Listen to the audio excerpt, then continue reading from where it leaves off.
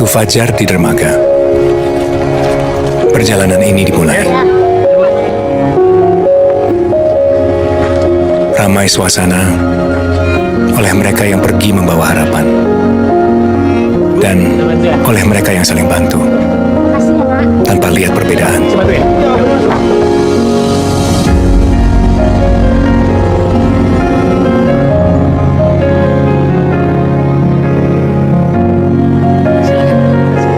Saat semua sadar akan niat baik, suasana terasa begitu hangat.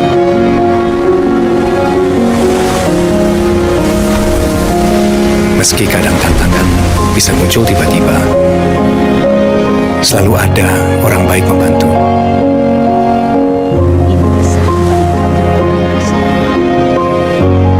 Dan bukan orang Indonesia namanya, kalau nggak bilang untung. Untung kerupuknya selamat, Mas. Tuh, Mas.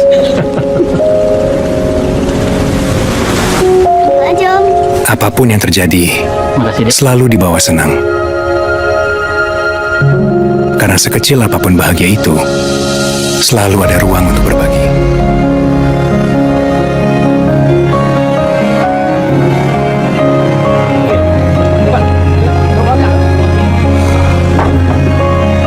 Karena mereka percaya, hidup bukan tentang diri sendiri.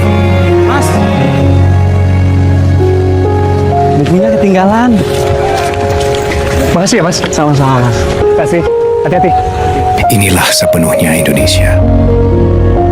Dan kami bangga jadi bagian dari itu semua. Untuk 35 tahun dan selamanya. Banyak sih yang ngaku kecap, tapi cuma Bango yang 100% kecap. Dibuat dari bahan alami pilihan. Jadikan Bango 100% kecap. Semur seenak ini, habis nggak bersisa. Bango 100% kecap. Konten kali ini sangat spesial karena kita bakalan bikin es Amer 1 toren bersama pemuda tangguh kita. Jadi kita udah sediain 500 botol Amer. Tentunya kita bakalan penuhin toren raksasa kita ini yang jumlah torennya 800 liter. Tentunya kita akan bagi-bagiin buat orang-orang yang memang mau terima, oke? Kalau misalnya anak kecil tidak boleh tentunya. Di bawah umur 21 tahun tidak boleh. Dan tentunya kalau minum ini harus minum secara bertanggung jawab.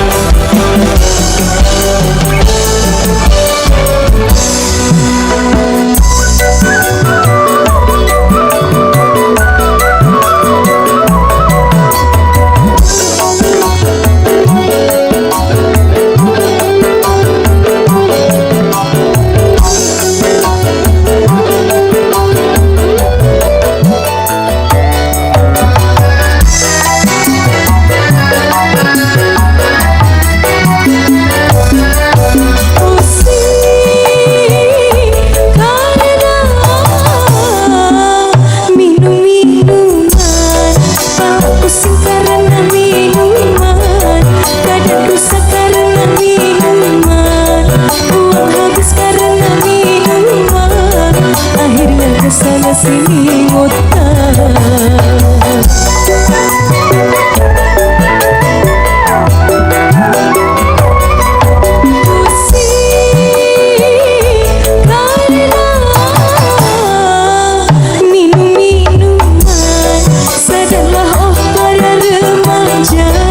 Bangunkanlah cita-cita demi kemajuan bangsa. Gara-gara sebotol minuman dia jangan sempoyongan. Bagi anak muda sekarang yang penting botol katanya. Ayo.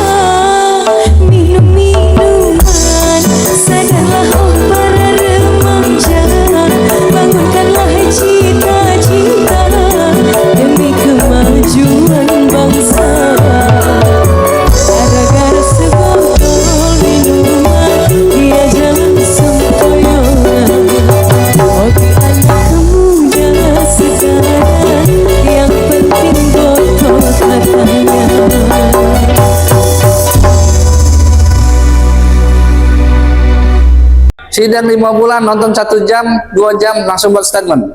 Justru orang-orang luar itulah yang menjadikan sarana bagaimana Pak Nadiem ini memaksakan.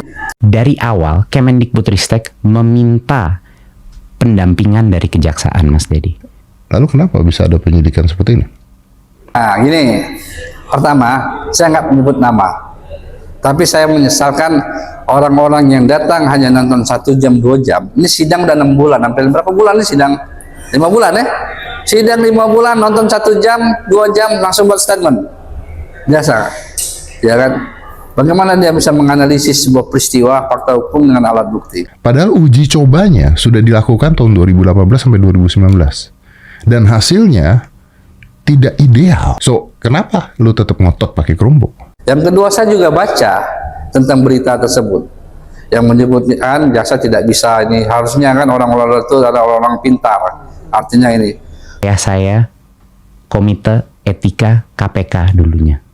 Ibu saya pendiri daripada Bung Hatta Anti Corruption Award.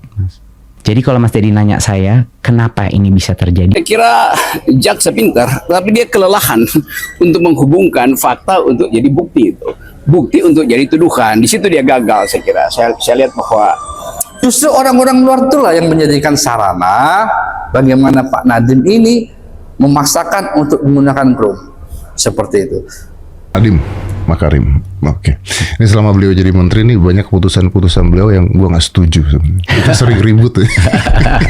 Kita kan sering justru itu yang bikin seru, Mas. Iya, bro nggak bisa gini gitu kan. Terus jawab tuh kamu gini loh, kita sering ribut. Tapi keributan perdebatan itu bukan artinya keributan pribadi kan, selalu begitu ya. Betul. Nah makanya as a friend gitu, gua mau nanya what happened sebenarnya? Karena kan ada apa sebutannya, dugaan korupsi ya kan di Kementerian Pendidikan, which is your time pada saat itu. Nah ini kita udah tahu lah masalahnya semua Chromebook gitu ya. Gue agak kaget juga karena biarpun kita sering ribut, tapi ini teman gue nih, jadi gue pengen dengar langsung dari teman gue fakta-fakta yang gue pengen tahu bro, karena menurut gue nih, lu ada beberapa kesalahan gitu. Nah makanya bener nggak gitu ya? So it's okay if I ask you anything I want? Pastilah oke. Oke. Pertama bro, dari apa yang gue baca, pengadaan Chromebook ini kan 9,9 triliun or something like that, triliunan, ya kan? Tapi di sini ada yang mengatakan bahwa ini tuh tetap dipilih untuk menggunakan Chromebook. Padahal uji cobanya sudah dilakukan tahun 2018 sampai 2019. Dan hasilnya tidak ideal. Karena bahkan tidak ada internet lah misalnya. Tidak ideal menggunakan Chromebook. So, kenapa lu tetap ngotot pakai Chromebook? Nah, itu yang pertama. Oke. Bagaimana faktanya? Ya kita lihat bukti BPK kan sudah saya tampilkan tadi. Bagaimana percakapan Yuristan, Fiona, bagaimana percakapan antara Ibam segala macam seperti itu. Saya tanya sama Adek, kalau Adek sebagai menteri, lazimnya apakah harus Adek panggil dulu, komunikasi dulu dengan bawahan, dengar dulu pendapatnya, cari tahu dulu persoalannya. Lazimnya kan seperti itu. Ya kan? Kalau saya misalnya sebagai kepala kantor, pasti saya tanya dulu, bagaimana saya ingin mengetahui karakteristik di sekolah, di bawahan saya seperti itu. Apa tidak ada orang yang pintar di Kemendikbud itu seperti itu? Mungkin saya jelasin konteksnya dulu ya, Mas Dedi. Makasih nih, sudah dikasih kesempatan untuk klarifikasi. Ini 9,9 triliun itu adalah total pengadaan untuk semua alat TIK, bukan hanya laptop. Semua alat TIK, termasuk juga proyektor, wifi router, jadi semuanya itu. So it's not Chromebook nih? Iya, bagian besarnya adalah Chromebook. Oke. Nah, ini untuk pengadaan. Iya, ini untuk pengadaan 4 tahun dari tahun 2020 ya, dan 4 tahun ke depannya. Jadi ini adalah besar untuk 77.000 sekolah di seluruh Indonesia. Ya, jadi ini adalah pengadaan yang sangat besar. Gitu. Nah, kenapa kita melakukan pengadaan ini? Mas Dedi masih ingat waktu itu saya juga sempat mungkin podcast zaman COVID. Betul. Masih ingat? Betul. Kita itu sedang dalam situasi yang sangat kritis, di mana anak-anak semuanya tidak bisa sekolah, nggak bisa offline. Betul. Jadi ada kebutuhan urgen untuk PJJ. Ya, untuk pembelajaran jarak jauh, tapi sekolah-sekolah tidak bisa melaksanakannya karena tidak punya peralatan TIK yang memadai. Dan satu hal yang sangat penting adalah untuk kita bisa mengetahui learning loss yang terjadi pada saat itu, kita juga harus melakukan asesmen nasional. Dan asesmen nasional itu harus membutuhkan laptop yang online untuk mengetahui seberapa jauh learning loss numerasi dan literasi yang terjadi. Oh, jadi terconnected. Yes, terconnected. Dan ini penting sekali untuk kita mengetahuinya juga. Semua itu membutuhkan perangkat laptop untuk para guru-guru, terutama dan untuk para guru. Untuk murid juga, tapi terutama untuk para guru-guru.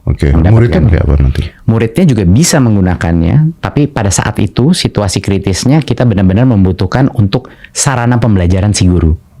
Ya, jadi di dalam situasi itu sekarang kita masuk kepada kenapa Chromebook. Ya, karena ada uji coba yang mengatakan bahwa tidak cocok.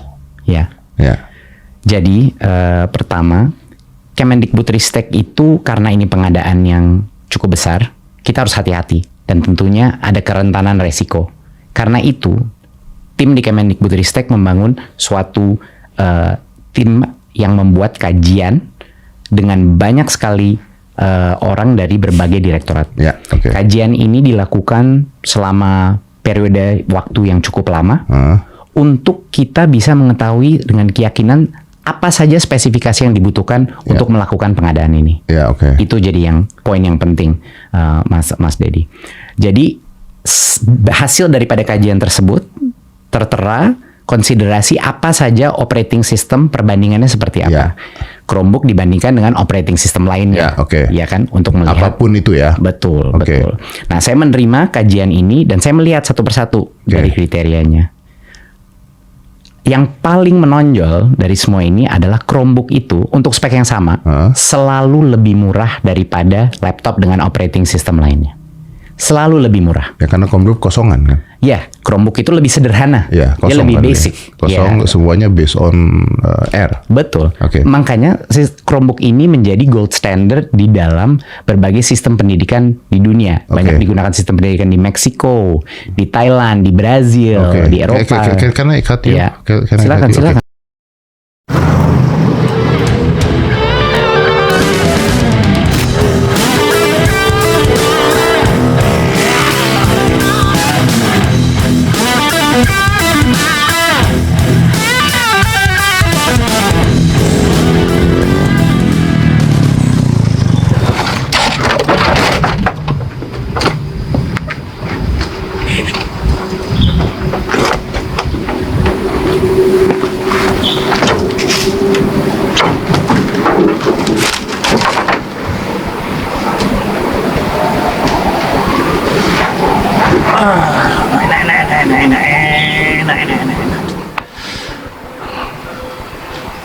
Kemana si Kunyuk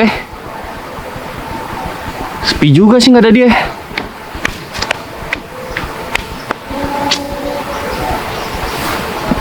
Udah siang nih.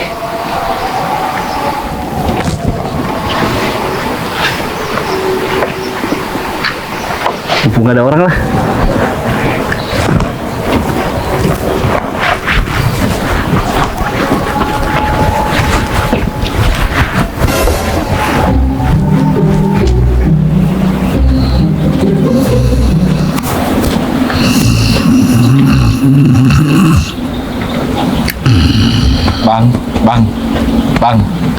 Bang. Apa? Ojek, yuk. Enggak bang, bukan. Loh, kok bukan kok bangunin orang kok, ha? Tahu? Oh, aduh. Sorry. Oh, mak ganti nih. Jangan bang, iya nanti saya ganti. Tenang bang, tenang. Kau nggak naik ojek bangunin orang. Sorry bang, sorry kalau ganggu, aduh. Apa? Tadi aku lihat abang di depan, bawa motornya gini-gini, jadi, ini. Oh, memang aku yang bisa tuh, orang lain nggak ada yang bisa. Nah, pas kali bang, abang lah yang orang aku cari bang. Iyalah. Mau kemana nih, yuk? Enggak bang, aku mau nganter barang. Ayo, mau barang makanan ku anterin. Tapi barangnya ini narkoba bang. Ah, gila, kau naujubillah min dzalik aku nganterin narkoba. Ih, aku sayang kali sama mama aku, nggak mau aku masuk penjara, tahu kau? Ih, biarpun jelek kayak gini, aku nggak mau tindak kriminal, ngerti kau? 1 juta sih sekali antar. Mana alamatnya? Oke, nanti kau ambil barangnya, sekalian ambil bayaran di tempat aku. Dan nanti kau kasih HP untuk kita kol-kolan, ya. Nanti setelah transaksi, jangan ngelamun kau. Aduh, mak. Dengar dulu, tapi jangan ngelamun ya. Dengar ya. Pokoknya setelah transaksi, HP-nya langsung kau buang. Bahaya, Wak.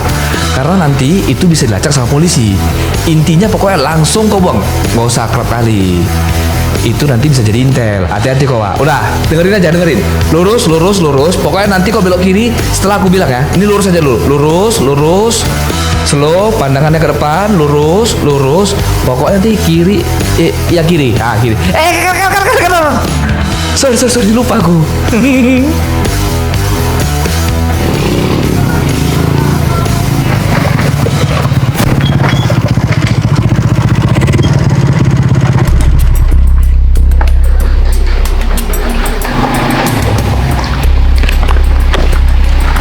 Mulai besok kita nggak ketemu secara langsung. Oke. Pantas jelek ya, pakai narkoba rupanya.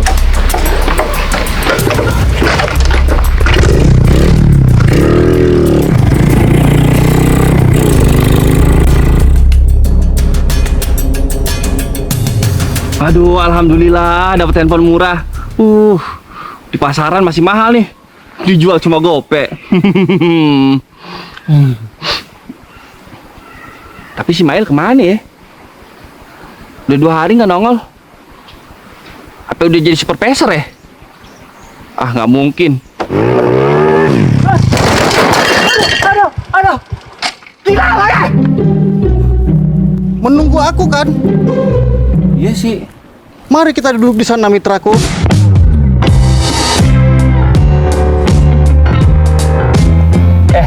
Ngomong-ngomong kemana aja lo? Moto aja bapak kau. Nggak ngojek lo? Kayak banyak duit aja. Ya, Emang banyak duit aku. Nih. Rizky you hitting this like it's getting more to the mic.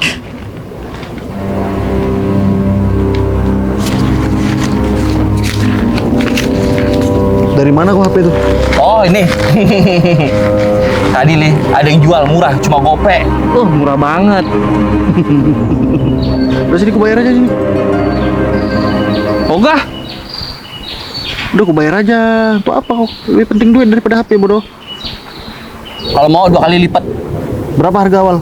Gope. Ya udah 1 juta ya. Ya. Pas kali nih 1 juta. It keeps getting only, but keep moving like the song when William. Ya Allah. Ngomong-ngomong, lu dapat duit segini banyak dari mana? Mau tahu aja bapak lo.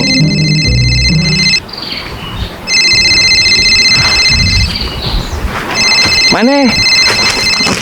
Mahal.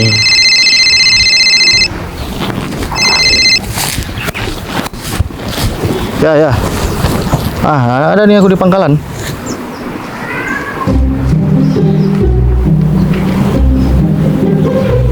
Mau siapa dia? Curiga gue.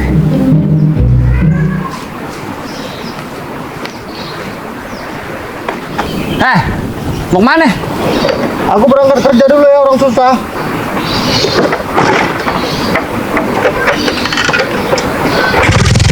Oke.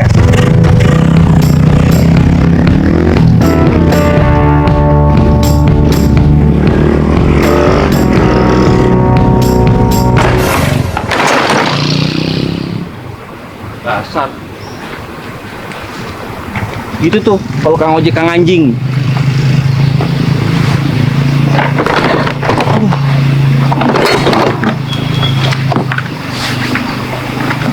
Balik lagi.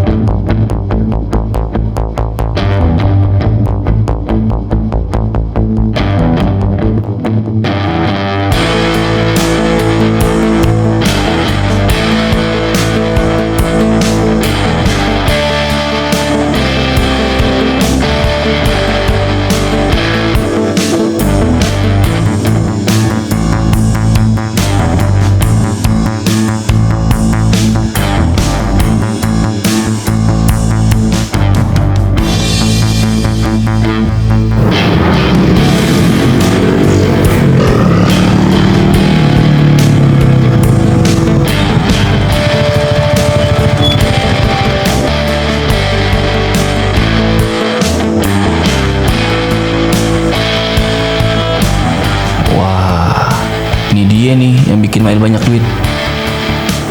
Tapi apa ya? Wah, narkoba.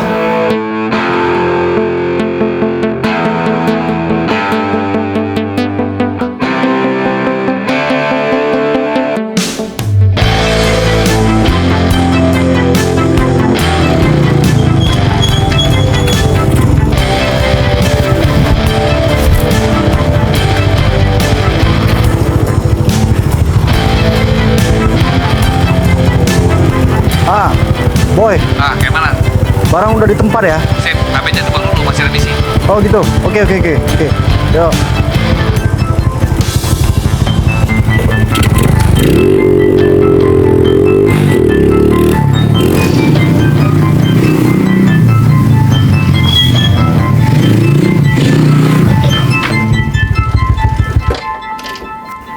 Ngapain kau di sini? Udah tahu cara lu cari duit. Tahu apa kau? Kurir narkoba kan lu? Jangan besar kali suara kau. Kau dari mana kau? Tadi gua udah investasi. Investigasi.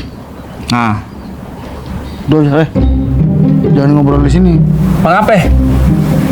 Ini rumah siapa gila kau ya? Rumahku di depan. Marah orangnya nanti. Yuk situ. Aneh-aneh aja kau nunggu orang di rumah orang. Di rumah lu, Le? Oh iya, kok ada mobilnya ya? Itu rumahku betul. Ini.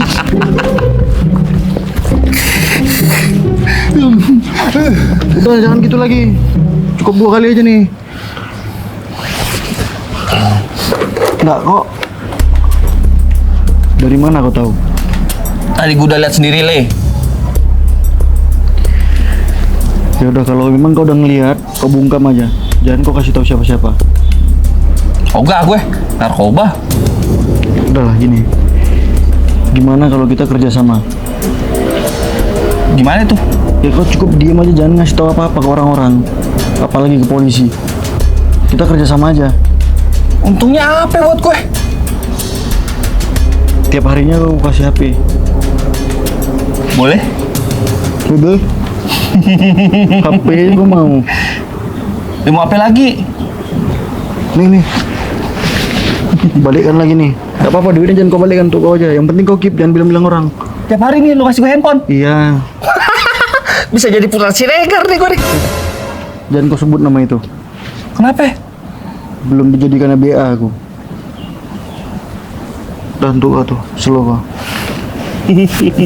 Kalau HP itu sama kau, telacak polisi, kau yang ketangkap.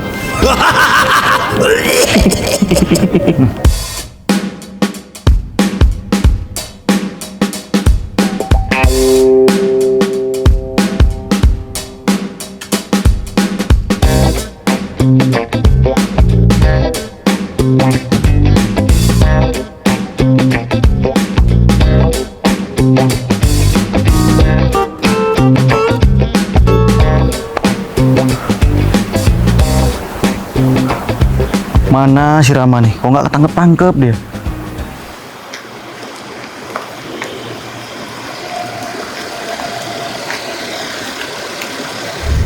Gimana? Bisa? Belum bisa, Dan. Alat pelacaknya rusak. Aduh, gimana kita cari target yang kayak gini? Saya lagi berusaha, Dan.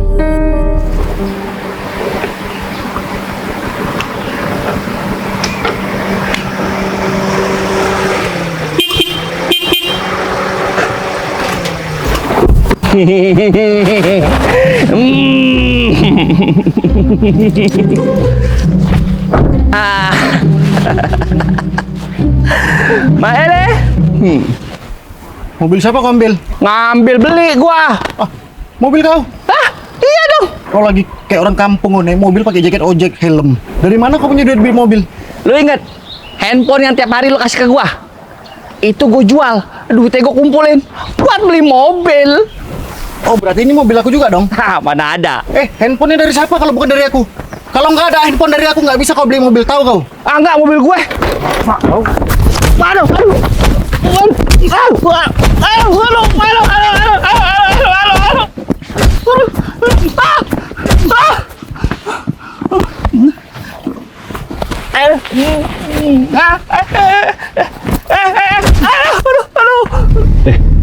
Coba pakai VPN. Oke, Dan. Bisa ternyata, Dan. Di mana? Cari. Wah, target dekat sini, Dan. Oke, siap.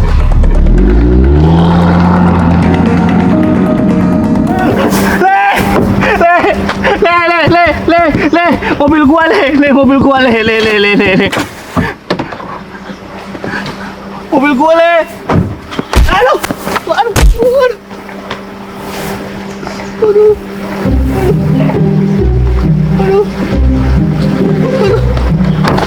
Gak pakai helm ada razia pula nanti. Le.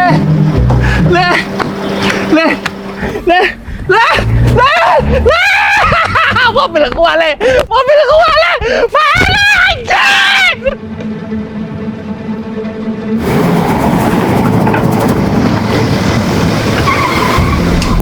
Ini dia, Dan. Oh, itu dia. Bisa bawa mobil nggak kalian, ha?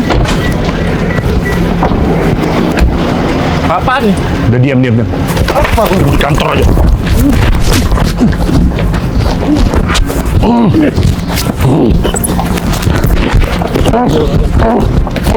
nih?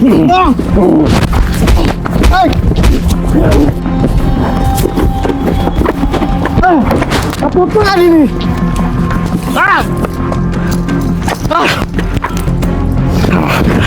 Soalnya di kantor. Ngomong. Cari barang bukti.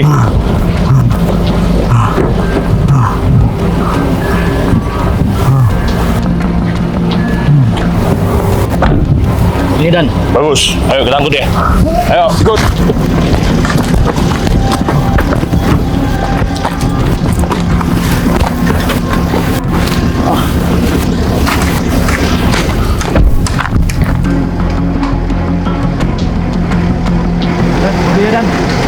Udah biarin aja.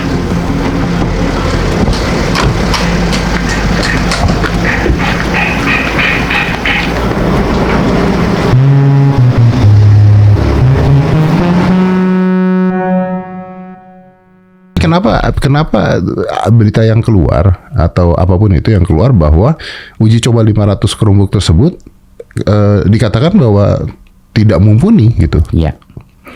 Uji coba yang dilakukan itu dilakukan sebelum masa saya jadi menteri, Mas Dedi. Dan pada saat itu, uji coba itu 500 Chromebook di daerah 3T. Di daerah 3T. 3T di mana ini yang tertinggal dong? Ya, terluar tertinggal. Ya. Dan daerah situ bukan hanya tidak ada internet, bahkan listrik pun menjadi hal yang sangat sulit. Dan juga daya literasi, apalagi literasi digital. Why would someone, kenapa seseorang harus mencoba teknologi Chromebook di daerah tertinggal yang ada internet?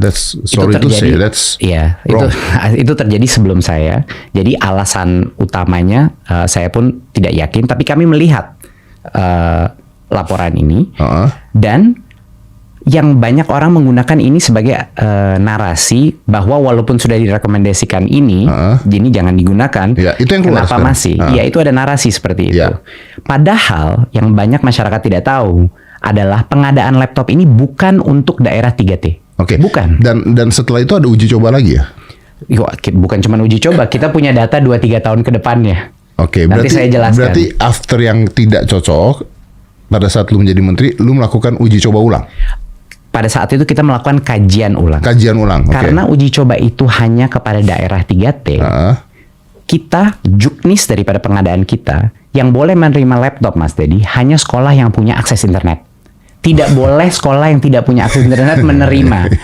Jadinya secara otomatis. Dan asesmen nasional pun, Mas Dedi, itu harus online atau enggak bisa menimbulkan kecurangan. Narasi yang ada di luar adalah bahwa tidak ada internet dan dikasih Chromebook loh. Ya, itu tidak benar. Itu tidak benar. Tidak benar. Oke. Juknisnya sudah sangat jelas. Hanya sekolah yang punya internet bisa mendapatkan Chromebook. Oke. Dan jangan salah Mas Dedi, Chromebook itu bisa digunakan offline loh. Ya bisa, memang bisa. Memang bisa. Tapi fiturnya lebih sedikit. Fiturnya jadi sempit. Ya, daripada operating system lainnya. Tapi juknis kita sudah jelas tertera di situ. Tapi kan tujuannya adalah untuk belajar ya. Ya, tujuannya untuk belajar itu kan, gua agak setuju sih. Kalau tujuannya untuk belajar itu kan nggak perlu yang berat-berat game dan sebagainya, maka Chromebook very simple, kosongan kan. Betul. Chromebook itu kan. Justru itu alasannya kenapa Chromebook selalu lebih murah. Ya. Karena Chromebook itu lebih sederhana, makanya untuk sistem pendidikan. Belum tentu untuk di dunia pekerjaan atau di universitas. Oh iya, pasti nggak bisa. Mungkin nggak, bukan nggak bisa, tapi susah. Karena Chromebook kan lu mau mengerjain suatu Google Doc dan sebagainya, semuanya terkoneksinya seperti itu. Oke, I get it. Jadi artinya pada saat lu jadi menteri, lu melakukan lagi assessment lagi ya? Assessment lagi. Dan diberikan kepada sekolah-sekolah yang sudah memiliki internet? Hanya kepada sekolah yang sudah memiliki internet. Ya. Oke, berarti ini membantah apa yang ada di luar? Betul, dan kita punya data di tahun 2023, Mas Dedi. Data di 2003 di mana kita melakukan bukan sampling, kita sensus. Kita melakukan sensus 77.000 sekolah yang menerima laptop. Dari semua itu 81% merespon mereka menggunakan Chromebooknya untuk pembelajaran. Works. Yes. Dan kalau ada juga kita kan ini semua sudah terdata karena kita punya device managementnya. 97% daripada Chromebook yang kita kirim itu teraktivasi dan terregistrasi. Artinya sampai di sekolah dan dinyalakan. 97%. Nah, Apakah mungkin ada beberapa sekolah yang tidak punya internet yang menerima? Yes, sangat mungkin. Gimana caranya? Dan kami pun menemukan situasi itu saat kita mengirim sekolah-sekolahnya, mengirim laptop-laptopnya ke sekolah. Kadang-kadang ada sekolah yang bilang mereka punya internet padahal tidak punya. Kadang-kadang ada coverage 3G yang mungkin salah. Jadi kami melakukan realokasi juga. Dipindah kepada sekolah yang sudah ada. Dan kita lakukan ini secara berkala setelah melakukan pengadaan ini. Oke, berapa orang dari staff lu sudah masuk kan? Saat ini belum ada. Belum ya? Belum ada. Berarti baru pemeriksaan kan? Iya. Oke, pemeriksaan. Oke. Nah, oke, itu cukup menjawab buat gue bahwa dari 28 saksi diperiksa sudah dilakukan 3 penggeledahan kan? Iya. Ya kan? Nah, ini cukup menjawab sih kalau lu nanya gue bahwa oke, artinya lu memilih Chromebook karena dia sederhana dan asesmen ulang sudah dilakukan, hanya dibagikan kepada. Boleh saya tambah juga nggak mengenai kenapa Chromebook ya? Karena ini jangan lupa Mas Dedi, ini adalah kajian yang saya terima dan saya mencerna semua ini. Jadi bukan hanya hardware-nya saja yang murah. Chrome OS operating systemnya itu gratis Mas Dedi. Operating system lainnya itu harus bayar lisensi yang harganya 1,5 sampai 2 juta ekstra sampai 3 juta ekstra, dan nanti setiap kali renew harus naik. Lagi. Betul, dan kasihan dong nanti bebannya kepada sekolah yang harus merenew license itu. Dan di luar itu Mas Dedi, salah satu hal yang terpenting yang saya ingat daripada laporan ini adalah device management. Device management, kontrol terhadap aplikasi apa saja yang ada di dalam laptop Chromebook. Itu bisa lo kontrol. Itu bisa terkontrol dari pusat, baik dari sekolah maupun dari pusat. Jadi app-app ancaman, contohnya app ya atau situs-situs atau app pornografi, judi online, gaming, itu semuanya bisa terkontrol dengan Chromebook tanpa biaya tambahan. Dan yang terakhir Mas Dedi, sangat penting, semua guru di Indonesia HP-nya apa Mas Dedi? Android. Dan Android itu bisa mengontrol Chromebook karena integrasinya, karena dua-duanya software dibuat oleh perusahaan yang sama. Jadi ini adalah beberapa alasan kunci, tapi terutama adalah cost.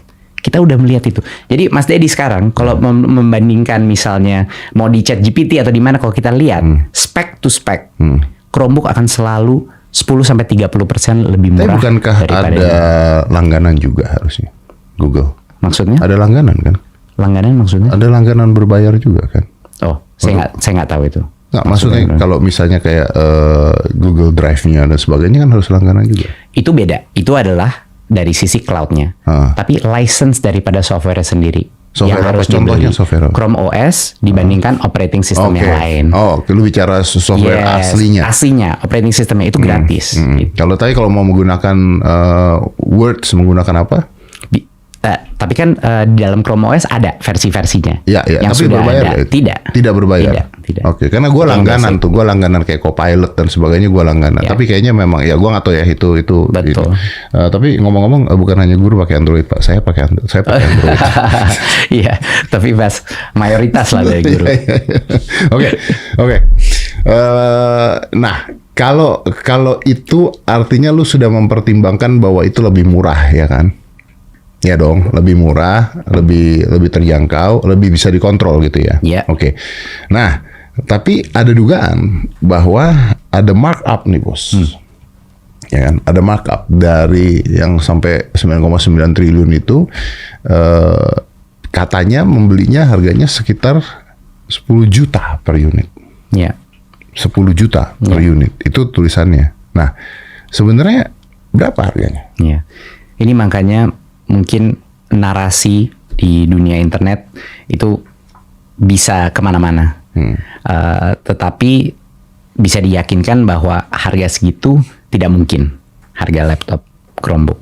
Gitu. Saya suka dengan kata-kata beliau barusan, narasi internet bisa kemana-mana, karena saat ini kebenaran tuh nggak lagi berdasarkan fakta, tapi perspektif dan persepsi kayaknya. Pertama, Mas Dedi, saya harus klarifikasi dulu bahwa walaupun harganya itu, kan nanti saya jelaskan kenapa harganya bukan 10 juta. Tetapi poin yang terpenting menurut saya adalah di Kemendikbudristek kita memilih jalur pengadaan yang paling aman dari aspek konflik kepentingan.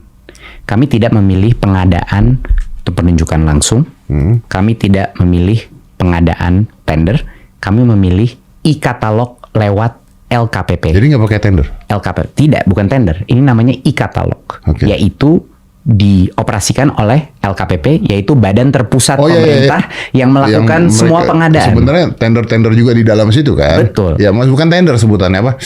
E-katalog. Pitching Jadi kayak seperti e-katalog, ada menunya dan lain-lain. Jadi Mas Dedi, poin yang terpenting di sini adalah kenapa kita memilih Kemendikbudristek memilih untuk melakukan e-katalog?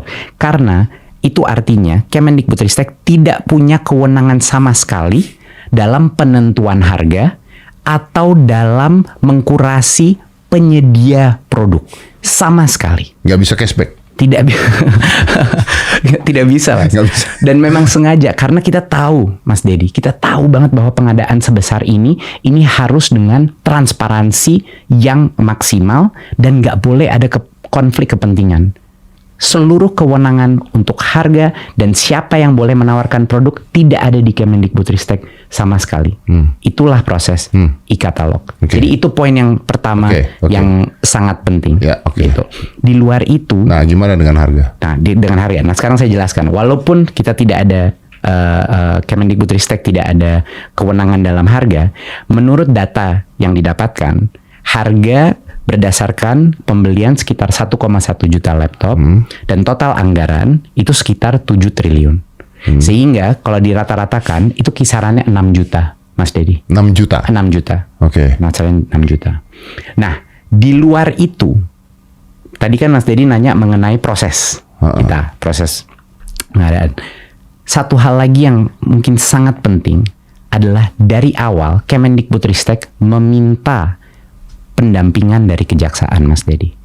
Kita meminta dan mendapatkan melalui Jamdatun pendampingan dari awal sampai akhir proses. Aman dong harusnya? Seharusnya aman. Itu makanya saya kaget, Mas Dedi. Terus terang, saya kaget waktu mendengar semua berita ini karena kami kira kami sudah melakukan semua tahap-tahap. Bukan cuman Jamdatun, Mas Dedi. Kita berkonsultasi dengan BPKP, kita berkonsultasi dengan KPPU untuk mengamankan kalau ada unsur monopoli dalam situ. Sudah dan ada. Ini tercatat semuanya. Tercatat Terbukti semuanya. Tercatat semuanya. Dan tentunya yang paling penting adalah semua proses ini diserahkan dan dilaksanakan di LKPP e-katalog. Itu mungkin yang terpenting. Berarti harganya 6 juta setengah? Itu kalau berdasarkan kalkulasi itu iya. 6 juta. Jadi nggak sampai 10 juta ya? Tidak. Jadi 9,9 triliun itu bukan hanya Chromebook tapi juga alat-alat lain ya? Alat-alat lain. Untuk penyelenggara internet dan sebagainya. Makanya pada saat kita mengirim itu ada modem WiFi juga untuk memastikan bahwa sekolah itu bisa mengakses internet. Itulah alasannya kenapa Chromebook hanya dikirim kepada sekolah yang punya koneksi internet. Jadi ada modem WiFi-nya juga? Betul. Dan proyektor. Buat apa proyektor? Untuk bisa menjadi media pembelajaran. Biar guru-guru bisa menggunakan laptopnya untuk sharing video, presentasi, dan lain-lain. Kalau ini sudah diikuti oleh kejaksaan, terus apa tadi? BPKP, LKPP, dan juga KPPU. Selama perjalanannya? Selama perjalanannya, bro? Kalau dari kejaksaan, dari awal sampai akhir. Dan pada saat itu ada pernyataan bersih atau gimana? Gua nggak ngerti soalnya. Iya, sudah pendampingan terjadi dan proses sudah berjalan sesuai dengan regulasi. Itu yang terpenting. Maksud gue pada saat, gue kan nggak ngerti ya. Maksud gue pada saat kalau seorang menteri melakukan hal tersebut, lalu didampingi oleh kejaksaan, atau misalnya kalau misalnya dulu KPK ikut mendampingi dan sebagainya, apakah ada surat atau apa yang menyatakan bahwa oke, ini sudah sesuai dengan prosedur gitu? Ada nggak itu? Tentunya pendampingan itu adalah untuk mendapatkan keamanan dari proses. Karena semua proses itu sudah didampingi. Dan kita punya suratnya. Berarti ada suratnya dong? Ada suratnya untuk pengundangan dan juga untuk partisipasi. Untuk partisipasi. Tapi tidak ada surat menyatakan ini aman gitu? Enggak ya? Mereka nggak melakukan itu ya? Itu harus saya cek, Mas Dedi. Ya, maybe you have it. Kan gue juga nggak paham kalau misalnya kayak begitu. Nah, kalau pertanyaan nakal ya, lalu kenapa bisa ada penyidikan seperti ini? Mas Dedi tahu saya siapa. Ini mungkin satu hal yang saya ingin mengatakan kepada Mas Dedi sebagai teman gitu. Saat ini saya, Mas Dedi, you know me, saya sangat kaget dan terkejut untuk mengetahui mengenai kasus ini. Tetapi saya fully trust dan akan selalu mendukung aparat penegak hukum dalam pemeriksaan apapun. Kalau memang ada ketemuan apapun di dalam organisasi saya akan bantu. Semua aparat jelas saya akan bantu. Mas kenal saya, ayah saya Komite Etika KPK dulunya. Ibu saya pendiri daripada Bung Hatta Anti Corruption Award. Saya lahir dan dibesarkan di keluarga anti korupsi, Mas. Saya tidak pernah dan tidak akan pernah mengambil speser pun. Mas Dedi udah tahu, saya 5 tahun itu untuk menjabat sebagai menteri, saya mengambil berbagai banyak resiko besar. Saya tahu masuk sebagai kementerian itu ada resikonya. Tapi saya berusaha sebaik mungkin untuk mengamankan setiap aspek daripada proses yang kita lakukan. Jadi kalau Mas Dedi nanya saya, kenapa ini bisa terjadi? Jawaban saya tulus, saya tidak tahu. Saat ini saya belum tahu. Saya lagi mencoba mencari lebih banyak informasi. Tapi yang saya tahu adalah hati saya, hati nurani saya. Di mana saya tidak pernah akan menyelewengkan apapun anggaran, dan saya akan selalu mengikuti proses. Namun, saya dukung terus aparat penegak hukum. Seandainya ada yang terlewat gitu ya? Iya, tentu. Pasti lo bantu ya? Mas Dedi, saya itu, cara saya memilih kriteria orang-orang di sekitar saya hanya 2. 1 adalah kompetensi, kedua adalah integritas. Dua-duanya harga mati. Tentunya sebagai menteri, karena tupoksi saya cukup tinggi, ya, jadi terbatas. Saya juga tidak punya transparansi, terus terang aja, tidak punya transparansi full sampai ke bawah.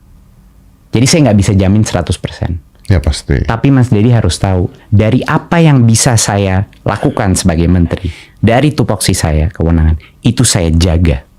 Saya jaga untuk pastikan bahwa seluruh azas transparansi, seluruh azas keadilan, itu terjaga keamanan. Begitulah, Mas. Jadi benar-benar ini situasi sangat menyayangkan, tapi saya komit untuk membantu aparat penegak hukum. Oke. Jadi ya tadi kan gue udah bilang ya. I have one last question sebenarnya. Silakan, Mas. Tapi tadi kan gue udah cerita juga, gue nih sahabat dengan beliau udah lama lah sejak lu jadi menteri. Ya kan, dia jadi menteri. Ada yang kita dukung bareng, kita berdua telepon-teleponan gitu. Ya wah itu kerjaan gini. Ada yang kita telepon-teleponan, nggak bisa nih, nggak bener, ribut gitu kan. Bagus dong. Iya, ya makanya gitu kan. Kadang-kadang gue juga di IG-nya, nggak bisa lu gimana ya gitu. Tapi I think that's what sebenarnya menurut gue perdebatan yang bagus tuh seperti itu gitu. Kemarin gue ngobrol sama Said Didu, wah kita kok di media sosial berantem, tapi kemarin di sini ya a friend gitu loh. Cuman bro, kan tetap lu temen gua lah ya. Karena sebenarnya kalau dibilang ributnya juga nggak ada ribut juga sih. Cuman ya bro beda pendapat gitu kan. Tapi maybe my last question is this. Apakah menurut lu menggunakan Chromebook atau pengadaan Chromebook di luar, lu korupsi atau tidak korupsi? Di luar itu, gua mengabaikan hal itu ya. Terbukti berguna. Berdasarkan semua informasi yang saya ada, ya. Ya. Berguna. Apa yang didapatkan? Karena kalau kita memilih dengan azas kewajaran, Mas Dedi, yang sangat penting, kita harus selalu melihat kalau dengan anggaran negara, kita harus selalu hati-hati dan selalu mencari cara untuk menghindari kerugian negara. Jadi kalau ada produk yang lebih murah dan total cost-nya ke depannya tidak lebih murah lagi, tidak membebankan sekolah dan konstituen kita harus punya kewajiban sebagai pemerintahan untuk mendalami semua aspek-aspeknya. Dan untuk bisa melindungi anak-anak kita dari pornografi, judi online, dan juga gaming, itu semua hal but my question is, apakah setelah lu melihat ini semua, dan lu udah bukan menteri lagi sekarang kan? Yes. Apakah menurut lu keputusan lu pada saat itu, gua nggak bicara korupsi nggak korupsi ya, kita udah keluar dari situ ya. Apakah menurut lu keputusan lu bahwa anak-anak ini pada saat itu akhirnya punya Chromebook atau sekolah punya Chromebook bermanfaat untuk mereka saat ini? Jelas bermanfaat. Bermanfaat. Jelas. Ada buktinya nggak? Ada. Yang saya buktikan tadi mengenai penggunaan, kita punya data 97% teraktivasi dan 81% sekolah bilang mereka menggunakannya untuk medium pembelajaran. Saya yakin bahwa ini ada manfaatnya selama tahun-tahun ke depan setelah melakukan pengadaan itu. Oke, berarti pengadaan itu bukan kesalahan nih. Di luar korupsi nggak korupsi, bukan kesalahan nih. Setahu saya tidak. Karena ada manfaatnya. Betul. Dan diterima di sekolah. Kalau diterima sih, terima sekolah. Diterima dan digunakan. Digunakan di sekolah. Digunakan. Pasti untuk asesmen nasional bagaimana cara lain kalau tidak menggunakan tapi lu juga tidak menutup bahwa ada kemungkinan di bawah misalnya ada kesalahan-kesalahan yang misalnya dikirimkan ternyata tidak ada internet. Betul, dan sebagainya. Pasti bisa jadi ya. Bisa jadi. Itu lu nggak mengatakan itu tidak mungkin. Di luar juknis kita bisa aja operasional di bawah ada berbagai. Itu saya harus jujur. Dan itulah tugas pemerintah untuk selalu mengkoreksi hal-hal yang terjadi di bawah. Untuk bisa merealokasikan misalnya kepada sekolah yang punya internet dan tidak. Itu Mas. Oke. Dan sekarang kan namanya media dan netizen itu kan berbaliknya cepat ya, brother ya. Gue pasti tahu pasti banyak serangan lah. Ke lu pasti banyak serangan gitu. Iya. Ke gue juga banyak serangan sih gitu kan. Maksudnya tapi dulu kan salah satu menteri yang paling banyak dapat pujian sebenarnya. Iya. Gue tuh dulu sebel sama dia gara-gara dia tuh melakukan segala sesuatu, dapat banyak pujian, hebat, terus tiba-tiba dia diem, ngapa-ngapain. Ingat gak sih gue tuh jadi lu kemana aja sih, ngapain aja sih, diem ngapa-ngapain. Ingat gak? Terus kayaknya lu tenang aja gitu. Saya ingat, karena sudah cukup banyak yang telah dilakukan. Iya, kayaknya waktu itu ini kemana nih orang gitu kan. Kita meluncurkan begitu banyak kebijakan dalam waktu yang sangat pendek ya, 5 tahun tuh bisa dibilang sangat pendek di dalam masa COVID, Mas Dedi. Jadi setelah itu istirahat. Ini satu dari, misalnya yang pengadaan ini adalah satu dari puluhan inisiatif yang kami lakukan. Dan salah satu yang paling membuat saya bangga itu, walaupun selalu kayaknya saya diasosiasikan dengan digitalisasi, padahal inisiatif kesejahteraan guru itu menjadi yang salah satu yang terbesar, tapi nggak pernah diomongin. Yang 900.000 guru honorer itu udah selama 10-20 tahun tidak pernah dijadikan P3K.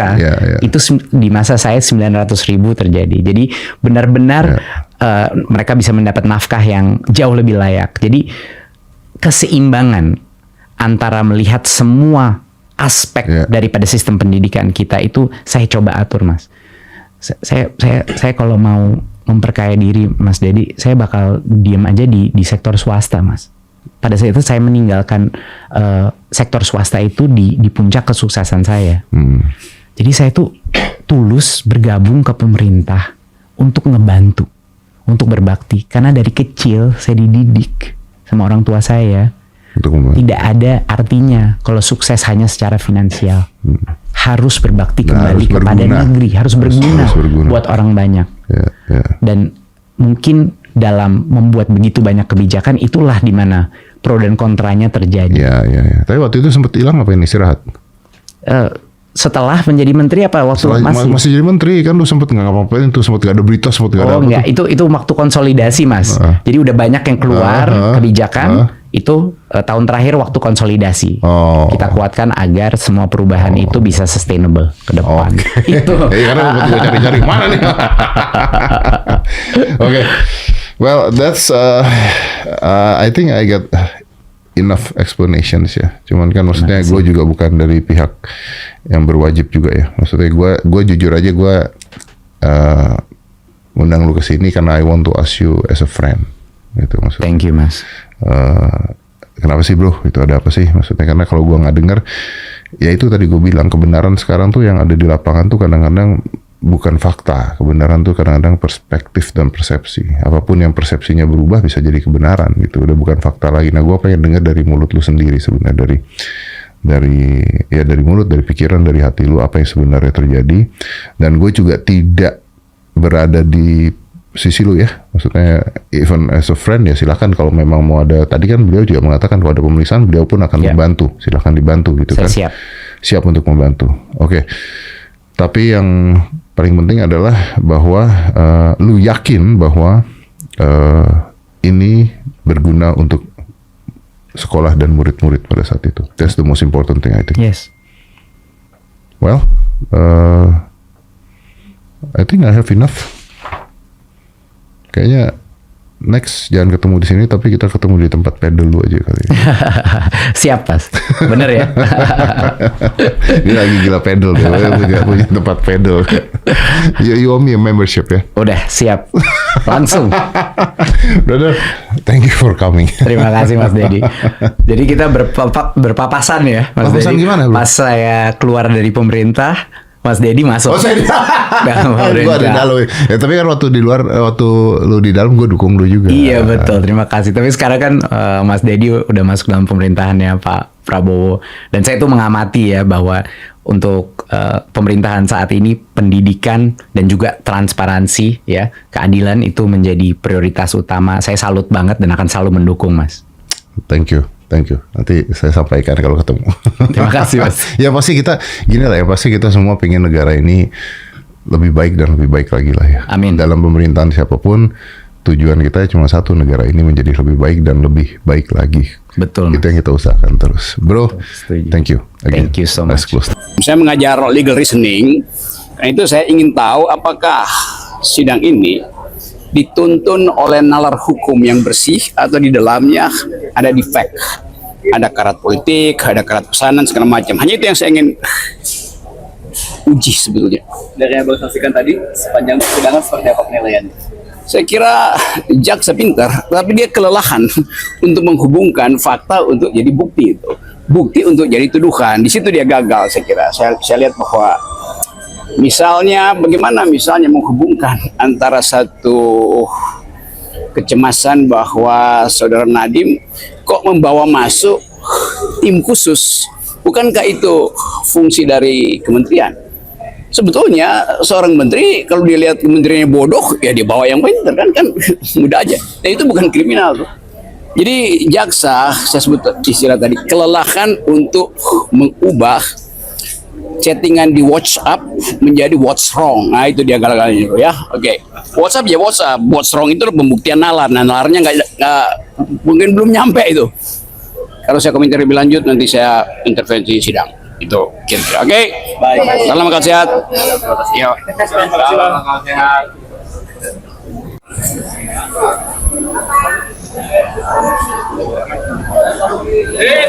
Oke. Ya. Esensi yang aku temukan selama ini, ternyata aku bahagia melihat orang lain berbahagia ketika menemukan kesan pengalamannya di store ini.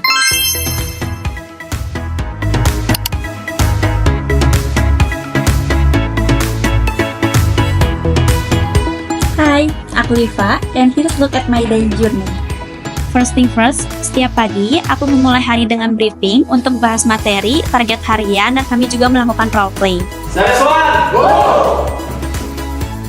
Sebelum bertemu dengan customer, aku selalu memastikan semua produk tertata dengan baik.